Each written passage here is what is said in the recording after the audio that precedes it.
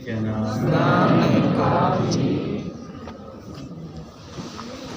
आज यहाँ इस सत्संग कार्यक्रम में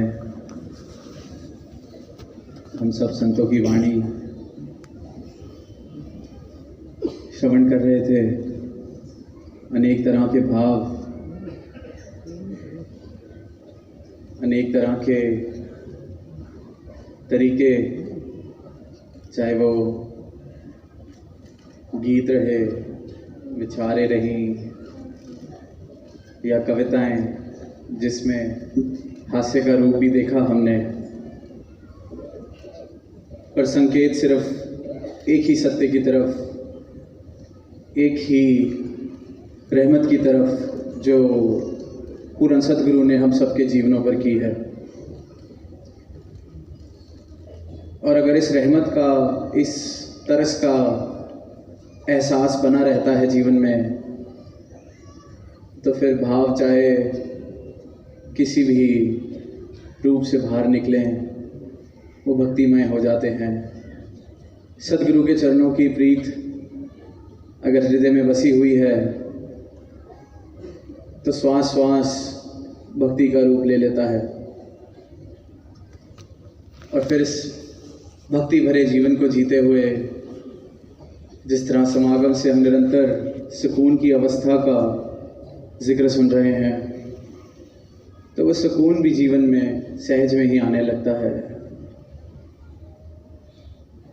पर अक्सर ऐसा होता है कि ये जीवन जीते जीते जाने अनजाने में हम बहुत सी ऐसी चीज़ें, बहुत से ऐसे व्यवहार, बहुत से ऐसे स्वभाव हमारे बन जाते हैं जो कब कहाँ मेरे इस भक्ति में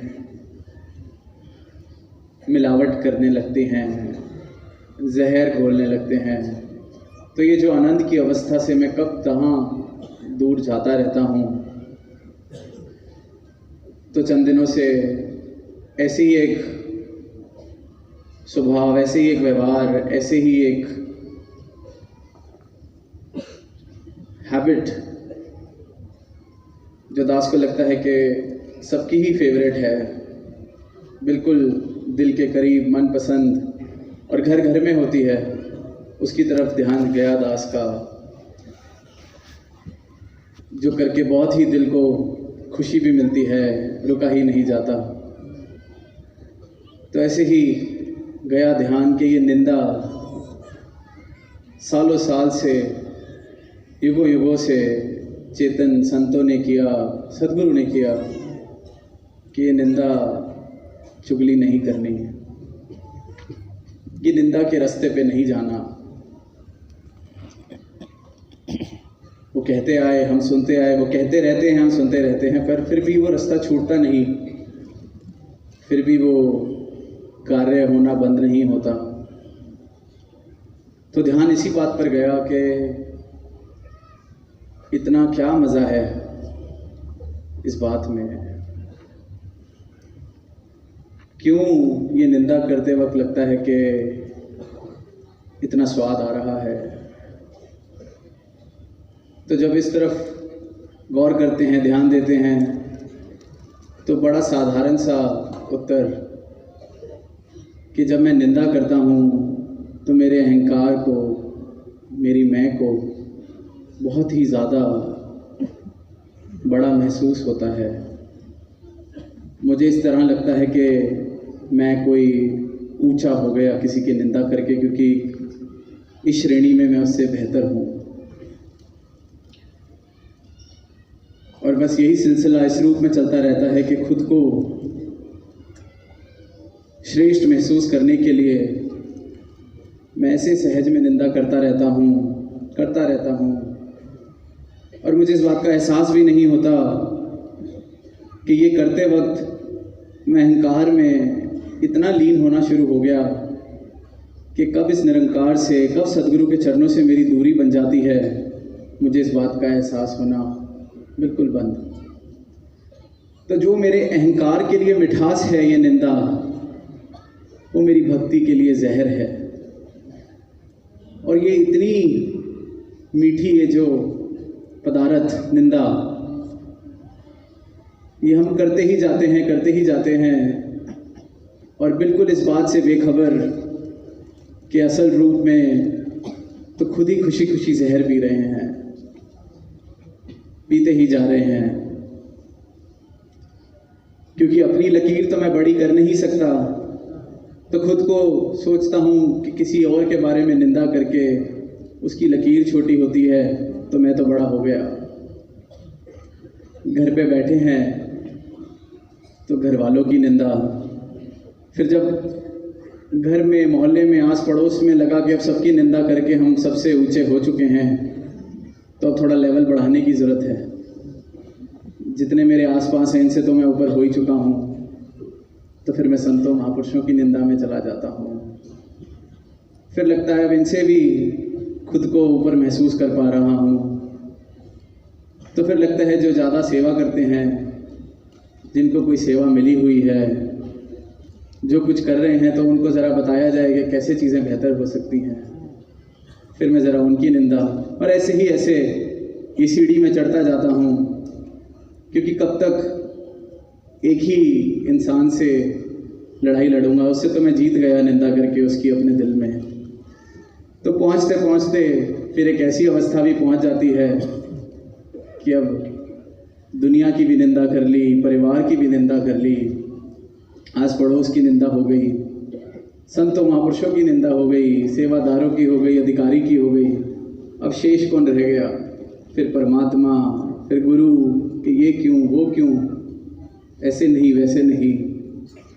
तो इस निंदा के खेल से जो स्वाद मिल रहा है, तो दास का ध्यान यही गया कि अगर इसकी तरफ चेतन खुद को कर लिया जाए तो शायद फिर उस शब्द की ज़रूरत नहीं पड़ेगी, उस बात की ज़रूरत नहीं पड़ेगी कि निंदा ना की जाए, क्योंकि उससे तो कोई असर हुआ नहीं, ना होना है। तो दास बिल्कुल भी आज ये नहीं कहेगा कि निंदा नहीं करनी चाहिए। जिसको करनी है बिल्कुल और ज़ोर शोर से और जम के बिल्कुल की जाए, पर साथ बस इस बात का ख्याल रखा जाए कि ये मैं जहर का सेवन कर रहा हूँ, ये मैं भक्ति की राह से इतना दूर जा रहा हूँ, निरंकार को अपने जीवन से, अपने हृदय से इतना दूर कर रहा हूँ कि शायद फिर लौट कर आना मुश्किल ना हो जाए। तो निंदा करी जाए, बखूबी करी जाए, जितनी ज़्यादा करी जा सकती है उतनी ज़्यादा करी जाए, पर बस ये बाद में शिकायत ना की जाए कि मुझे जहर पीने से रोका क्यों नहीं गया। तो ये जहर है, एक गर्म पतीले पे हाथ रखने से रोका जाता है, पर बच्चा जब तक शायद हाथ नहीं लगाए तब तक उसको मज़ा नहीं आता। तो निंदा ना करी जाए, इस बात का तो कोई असर, क्योंकि युगों युगों से संतों ने, पीरों ने, पैगंबरों ने, और फिर जिसकी निंदा हो रही है उसको भी कहा है कि इसका तो सिर्फ फ़ायदा ही है आपके लिए। क्योंकि अगर निंदा करने वाला सच बोल रहा है तो आप लाभ उठाइए, अपना सुधार कीजिए। निंदक नीरे राखिए, आंगन खुटी छवाए, बिन पानी साबुन बिना निर्मल करे सुभाए। कबीर दास जी ने कहा कि इसको तो इतना नज़दीक संभाल के रखो, इस निंदक को अपने, पानी के बिना, साबुन के बिना निर्मल कर रहा है हमारे स्वभाव को। और अगर झूठ बोल रहा है, जो अक्सर होता है, क्योंकि किसी को अगर सुधार करना हो तो बड़े प्यार से आकर, कोई मेरा प्रिय हो, प्रियजन हो, मुझे प्यार से आकर कह सकता है, लेकिन कोई मुझे तो ना कहे पर बस निंदा ही कर रहा है, तो अक्सर उसको पूरी बात पता नहीं, सिर्फ वो अपने अहंकार को बड़ा करने के लिए कर रहा है। और अगर वो सच नहीं है निंदा, तो भी मुझे परेशान होने की ज़रूरत नहीं, फिर वो मेरी हंसी का कारण बन जाती है। क्योंकि महापुरुष चेतन है, उनको पता है कि निंदा करनी नहीं, ब्रह्मज्ञानी निंदा कर नहीं सकता, क्योंकि फिर वो ब्रह्मज्ञानी नहीं रहा, उस पल में वो निरंकार से बहुत दूर है, अहंकार को अपने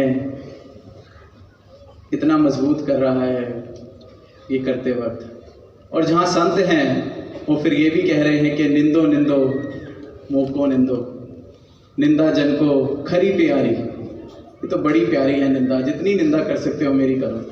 क्योंकि खुद का स्वभाव अगर सुधर सकता है, कोई इतना परोपकार मुझ पर कर सकता है कि अगर एक बूंद भी कोई कमी रह गई है, मुझे शुद्ध कर सकता है, तो क्यों ना करे।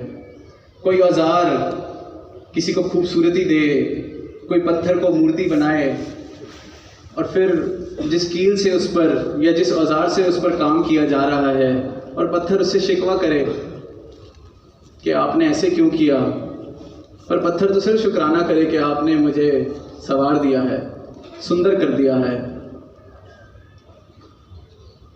तो जिसकी निंदा हो रही है उसका फ़ायदे का ही सौदा है, और जो कर रहा है वो बेशक करता जाए, पर बस ये याद रखे कि जहर पिया जा रहा है, भक्ति के लिए जहर है। और कोई कहता है कि भक्ति से, आनंद से कुछ लेना देना ही नहीं, सुकून से, निरंकार से कुछ लेना देना ही नहीं, फिर उसको दास ये कहना चाहेगा कि अगर अहंकार ही करना है तो इससे अच्छा तो कुछ करके, कुछ हासिल करके, कोई काम करके उसका कर लिया जाए। अगर अहंकार करना भी है तो कोई मेहनत मशक्क़त करी जाए, किसी का भला किया जाए। धन भी कमाना है, धन का अहंकार करना है, धन कमाया जाए, उस धन से भी शायद किसी का कोई फ़ायदा होगा, पर इतना सस्ता अहंकार ना किया जाए, निंदा जैसा सस्ता अहंकार, कि बस घर बैठे किसी के बारे में भी कुछ बोला, खुद को बहुत ही श्रेष्ठ समझ लिया और अहंकार कर लिया, बिल्कुल मुफ्त का अहंकार। इससे अच्छा तो अहंकार करना ही है, कुछ मेहनत करी जाए, कुछ पाया जाए, कोई पढ़ाई लिखाई की जाए, कुछ परोपकार किया जाए इस दुनिया का, उसका अहंकार कर लिया जाए। क्योंकि जिसको भक्ति की राह पर नहीं रहना, आनंद नहीं लेना, समर्पण नहीं करना, दुनिया ऐसी भी है, तो उनसे यही दरख्वास्त कि फिर कुछ करके मुफ्त का अहंकार, निंदा, बिल्कुल मेहनत नहीं, तो इतना सस्ता जीवन सस्ता अहंकार करके भी खराब ना किया जाए। अगर भक्ति का रस लेना है, इस परम अवस्था को प्राप्त करना है, इस सत्य को पल पल में शामिल करना है, सदगुरु के चरणों से प्रीत निभानी है, जीवन के पल पल में सुकून का एहसास करना है, तो इस जहर का सेवन हम छोड़ते चले जाएं, क्योंकि ये जहर हमारी भक्ति को किसी भी लायक नहीं छोड़ता।